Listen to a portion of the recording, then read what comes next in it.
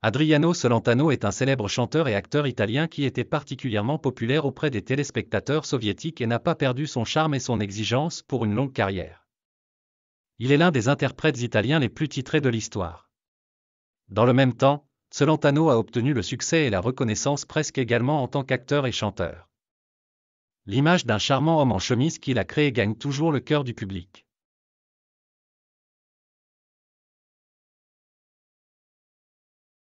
Adriano Celentano est né le 6 janvier 1938 dans le nord de Milan, dans un quartier populaire. Ses parents, Leonito et Giuditta, étaient de pauvres paysans des Pouilles, une région du sud de l'Italie, et ils ont déménagé au nord du village de Robecco près de Milan à la recherche de travail. Adriano est devenu le 5e enfant de ses parents. Au moment de sa naissance, sa mère avait déjà 44 ans. La famille avait déjà une fille adulte, Rosa, née en 1917, un fils, Alessandro, né en 1920, et la jeune Maria, née en 1922. Il y avait aussi la petite Adriana, née en 1925, mais Adriano n'était pas destiné à rencontrer sa sœur, elle est décédée d'une leucémie en 1934. Le bébé de 9 ans était dévot au-delà de ses années et, anticipant sa mort imminente, a exhorté ses proches à ne pas s'inquiéter pour elle. Par conséquent, Giuditta a fermement résisté à ce coup du destin et n'a pas montré le chagrin qu'il a corrodé à ceux qui l'entouraient. Mais il a néanmoins été décidé de changer de lieu de résidence, la famille a déménagé à Milan, bien que les sudistes n'y soient pas aimés et appelés avec mépris Terroni, et se sont installés dans une petite maison de la rue Buc. Les années suivantes ont été consacrées à un travail acharné. Lorsque Giuditta se sentit mal à l'été 1937, elle hésita longtemps à aller chez le médecin et s'arrêta déjà mentalement, croyant qu'elle était également atteinte de leucémie. Mais les médecins ont stupéfié la femme déjà d'âge moyen, il s'est avéré qu'elle attendait un bébé. Giuditta était sûre qu'elle ferait une fausse couche, donc aucune lumière n'a été préparée pour l'apparition du bébé. Pourtant l'accouchement s'est bien passé.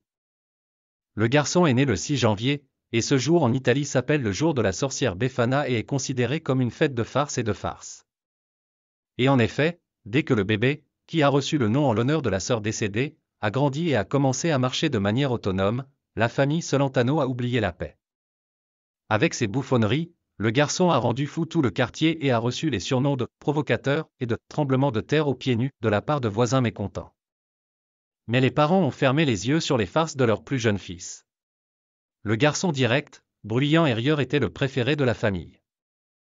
La musique résonnait tout le temps dans la maison de Celentano, les enfants savaient jouer de la guitare et de l'accordéon, et le fils aîné chantait également très bien. Mais le petit Adriano s'intéressait peu à la musique à cette époque. Il était un combattant passionné et souvent, avec ses amis de la cour, attaquait les garçons du quartier voisin. En 1943, Adriano est allé en première année. Il a mal étudié, souvent évité les cours. Et bientôt un événement se produisit qui fit réfléchir la maisonnée, la Providence elle-même protège-t-elle leur fils? Ce jour d'octobre, comme d'habitude, il pria sa mère de le laisser à la maison, et la femme, qui ne cédait généralement pas à la persuasion, lui permit de ne pas aller à l'école. 20 octobre 1943, ce jour-là, les nazis ont bombardé de nombreux bâtiments à Milan, y compris l'école où Adriano a étudié. Presque tous les étudiants ont péri sous les décombres. Le garçon n'a rien dit. Il ne se doutait pas de la tragédie qui était arrivée à ses camarades de classe et était heureux de ne pas avoir à aller dans une école détestée pendant un certain temps.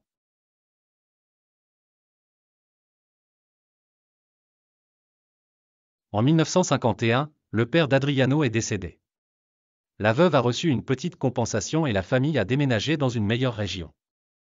Adriano avait le mal du pays, en plus, il a dû quitter l'école et trouver un travail d'apprenti chez son oncle, car le frère aîné s'est marié et a dû subvenir aux besoins de sa propre famille, et le plus jeune était le seul soutien de famille. La famille vivait encore dans la pauvreté et le jeune homme a essayé de nombreux métiers, il était plombier, coursier, broyeur, assistant dans une imprimerie. Finalement, il a obtenu un emploi d'horloger et s'est avéré, contre toute attente, très bon dans ce domaine.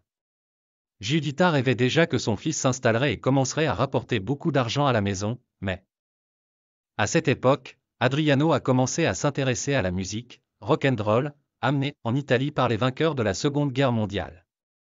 L'Italie conservatrice a succombé aux jeans, aux mini-jupes et aux sons énergiques qui ont rapidement commencé à se faire entendre de chaque restaurant. Le disque avec la chanson Rock Around the Clock, mais littéralement le nom peut être traduit par « Rock Around the Clock » du pionnier du rock and roll Bill Haley a été apporté à l'atelier d'Adriano par son ami intime. Celentano est tombé malade avec un nouveau genre et a rapidement découvert des capacités vocales exceptionnelles. Cela s'est passé sur une piste de danse avec de la musique live, où Celentano se rendait tous les week-ends. Le type maladroit n'était pas populaire auprès des filles et était timide pour sortir danser. Mais un jour, des amis l'ont littéralement poussé sur la piste de danse, lui ont demandé en plaisantant de chanter quelque chose de cette musique d'un nouveau genre. Et Adriano, oubliant l'embarras, a chanté le même « Rock Around the Clock » à tel point que toute la soirée, il a dû combattre les filles.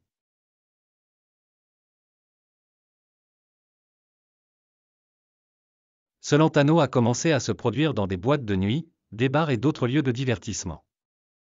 Il ne pouvait s'empêcher de penser que ses auditeurs étaient sur le point de se réveiller et de réaliser, il n'y a rien de spécial chez ce type. Mais la jeunesse italienne est fatiguée de la musique académique pompeuse et des chansons folkloriques napolitaines. Au début, il a interprété des chansons d'Elvis Presley et du chanteur américain Jerry Lee Lewis, à qui il ressemblait également beaucoup. Une fois, Celentano a participé au concours de double Lewis, dans lequel il a pris la première place et a remporté un prix en espèces de 100 000 lire. La mère d'Adriano était, pour le moins, mécontente de ce qui arrivait à son fils. Troquer un métier stable d'horloger contre du chant vulgaire dans une émission de variété. Selon elle, elle a pendu les menottes à son fils et à ses amis, et une fois, quand Adriano est revenu d'une boîte de nuit avec une solide rémunération pour le spectacle, elle a jeté de l'argent au visage de son fils. Mais après le festival dans la salle de concert Palazzo del Giaxio, le premier grand concert d'Adriano Celentano, auquel la jeune chanteuse s'est rendue avec une température de plus de 40 ans et a soufflé une rafale d'applaudissements, elle a changé d'avis.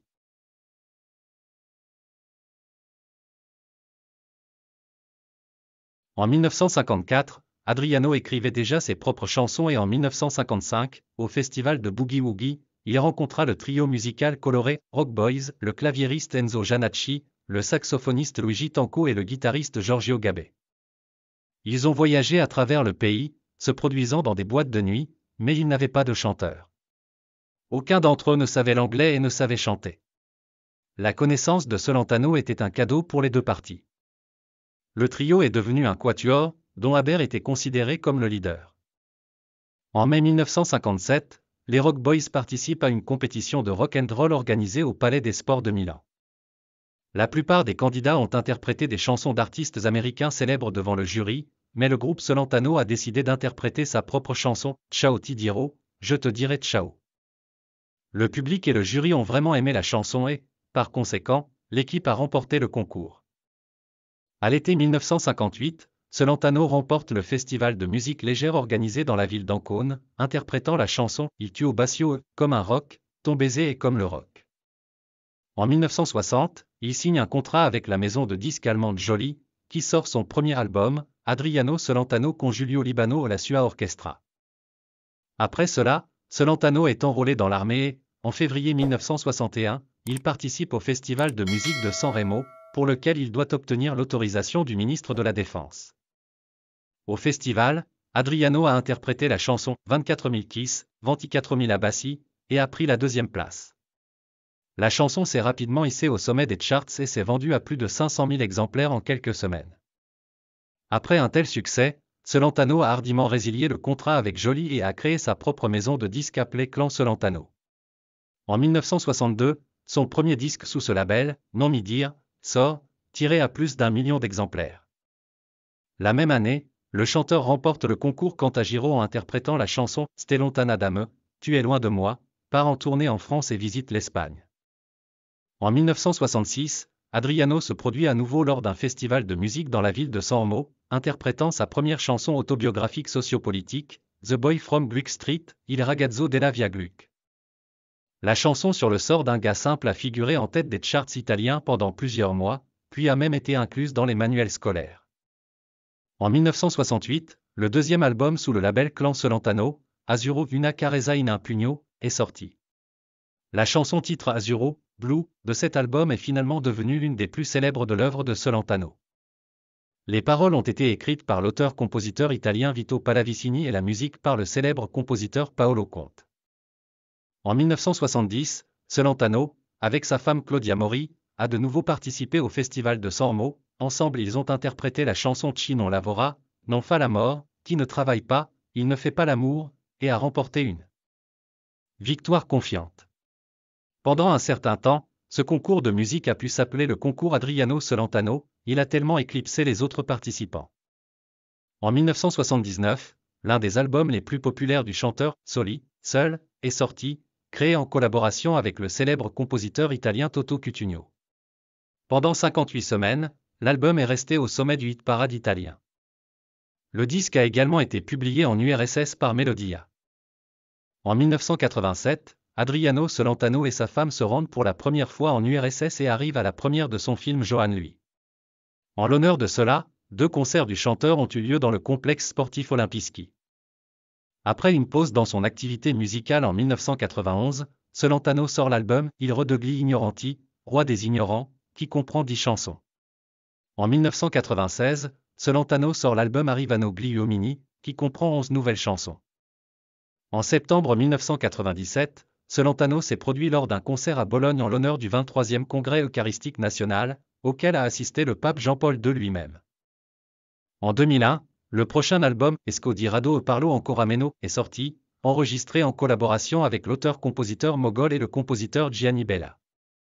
Pour promouvoir l'album, Celentano a commencé à animer l'émission « 125 millions de bêtises » à la télévision. L'album s'est vendu à 1,8 million d'exemplaires, devenant disque de platine. En 2004, l'album « C'est accent aigu sans P1 motivo » est sorti, très apprécié des auditeurs. Le nombre de précommandes pour celui-ci s'élevait à environ 500 000. L'album est un mélange de divers genres musicaux, pop, rock, jazz. En 2007, sort le 40e album de la chanteuse, Dormi Amor, La Situazione non è buona, qui devient platine en 2 mois. Après une pause de 4 ans en novembre 2011, le prochain album de Celentano, Facciamo finta che sia vero, est sorti. En février 2012, après une longue pause, Celentano est redevenu un participant au festival de San Remo, qui a fait sensation. En octobre 2012, le concert de Celentano a eu lieu à l'amphithéâtre de Vérone. Les billets pour le concert ont commencé à être vendus 3 mois à l'avance au prix symbolique de 1 euro, et en quelques heures ils ont été vendus. Le 19 février 2013, sa nouvelle chanson « Ti fai del mal » est apparue sur la chaîne YouTube officielle d'Adriano Celentano.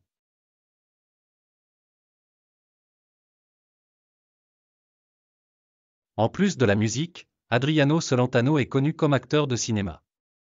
Au cours de sa carrière, il a joué dans 41 films. Il apparaît pour la première fois sur les écrans en 1959 dans la comédie musicale The Guys and the Jukebox. L'année suivante, il apparaît dans un rôle épisodique dans le drame La Dolce Vita de Federico Fellini.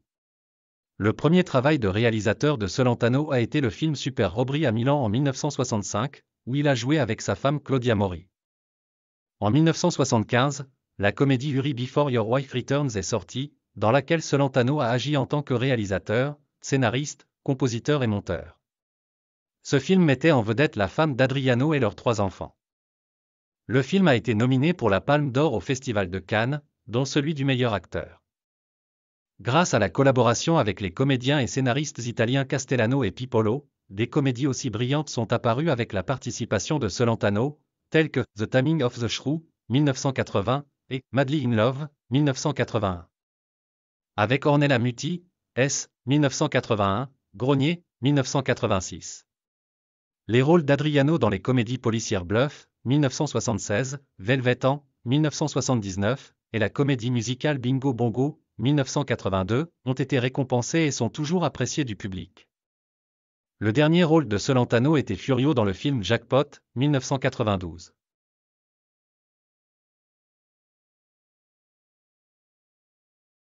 La relation du couple, qui a été appelé le plus beau et le plus fort d'Italie, a commencé en 1963, sur le tournage du film Un type étrange, où Adriano a joué le rôle principal avec l'actrice Claudia Mori. Le partenaire a conquis le cœur de Celentano à première vue, mais au début, lui-même n'a pas impressionné Claudia. Cette beauté était déjà gâchée par l'attention masculine et l'image de scène de Celentano lui semblait trop pompeuse. L'artiste a fait plusieurs tentatives pour charmer Mori, mais à chaque fois il s'est heurté à un froid refus. L'affaire a aidé, une fois dans le pavillon de tournage de Claudia, il y a eu un court-circuit, l'ampoule s'est cassée et les fragments dispersés ont blessé le visage de Celentano. En guise d'excuse, elle a accepté d'aller à un rendez-vous avec lui. Plus tard, il invita la jeune fille à son concert et là, dans une salle comble, il lui avoua publiquement son amour. Le 14 juillet 1964, à 3 heures du matin, pour éviter l'attention des paparazzi, Adriano Celentano et Claudia Mori se sont mariés. Pour le bien de son mari, la jeune fille a quitté sa carrière, s'est consacrée à sa famille et est devenue la directrice exécutive du clan Celentano. Ils ont 3 enfants. Le fils de Giacomo est designer de profession, également engagé dans la musique. En 2006, le fils de Giacomo, Samuel, petit-fils d'Adriano Celentano, est né. La fille aînée de Celentano, Rosita, est chanteuse et sa fille Rosalyn est chanteuse et actrice. Adriano professe le catholicisme. Il est végétarien et militant des droits des animaux.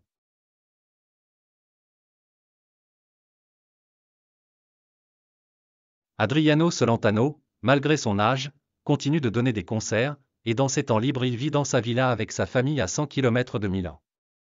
Le dernier album studio en ce moment, mais, espérons-le, pas dans la carrière de l'artiste, d'Adriano Celentano est sorti en novembre 2016 et s'appelle Le Migliori, traduit de l'italien The Best.